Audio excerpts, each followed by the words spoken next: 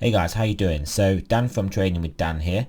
So today I'm going to do a quick video on the dollar and why it's going to go up, why it is going up, why it's going to continue to go up, the problems it causes then for the rest of the world, also why the Fed is basically powerless to stop it going up. Basically whatever, if they do anything it'll go up, if they don't do anything it'll go up. So this is basically the problem that we've got going on regarding the dollar. So first and foremost, you have to understand that the rest of the world basically operates predominantly a lot in dollars. So a lot of debt is issued in dollars. So the world needs dollars to either buy things to operate or to service its debts. So the world basically does need dollars. So fundamentally, that is a lot of the reason why the dollar is going up, because of the need for the rest of the world to service its debts, and what is in effect a dash for cash, dash into dollars, and that's why that is one aspect of the push up in the dollar. The other aspect that not too many people are talking about, which is the vicious cycle which the Fed can't get out of. This is mainly the point of why I'm doing this video, because I wanted to explain this. So what is happening? The Fed is trying to support its markets, the world markets everywhere, just by printing dollars, basically by putting liquidity into the system. And obviously, first and foremost, those dollars are obviously going to benefit America, benefit the US. They are going to benefit the rest of the world. Yeah, that is true. But because they originate in America, they're mainly used to prop American markets. Then it's going to disproportionately benefit America.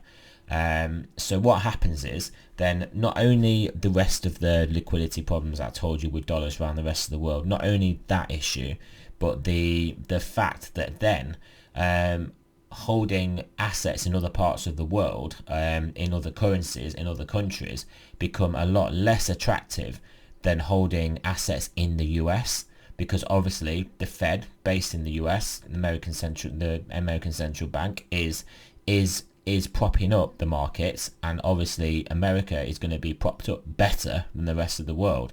So you would want to move your money, your assets out of your local currency, out of your local country, into the US and into US assets.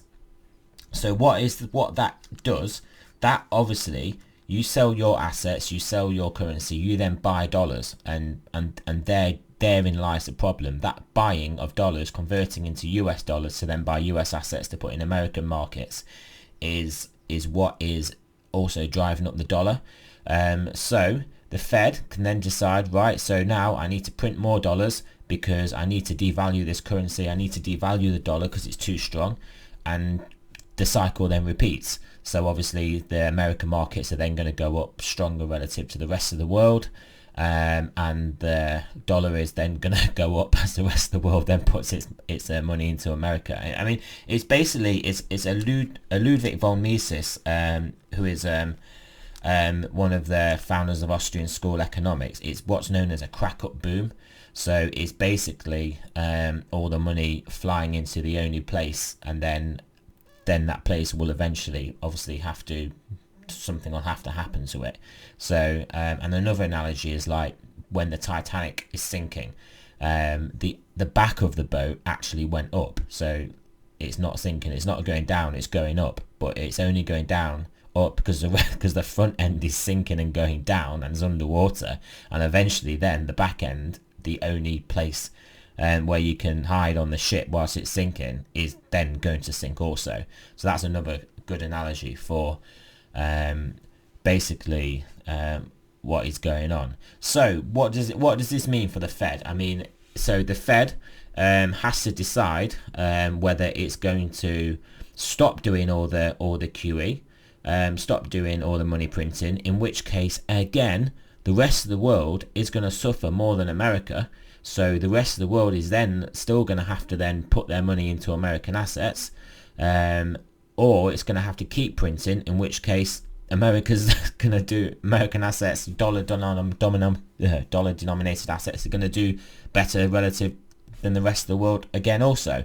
So it can't do anything to weaken the dollar. It can't do anything. The dollar is only going up unless they basically, this is the only way out of it, is to devalue the dollar against something that obviously it can devalue it against, and as we've explained, they can't devalue it against any other world currency.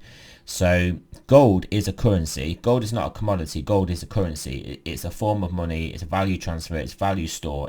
Gold is a currency. Like financial professionals, they don't class gold as a commodity. Gold is a currency. Gold in a portfolio asset allocation, when you're working out the percentages of what assets you're going to have, like say bonds, stocks, commodities, foreign exchange, etc., gold will come under their currency. So gold is a currency. So that is the only currency that is going up against the dollar, and it is the only thing that America can devalue its currency against. So I have done a video on this before.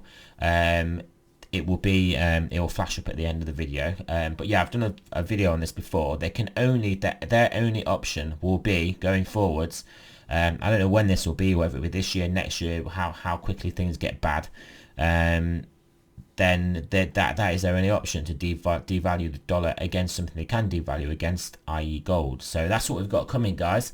I've done a video on this before, but yeah, just to clarify that point again for you guys. But anyway, so thanks for listening. More videos coming today, and I'll speak to you guys soon.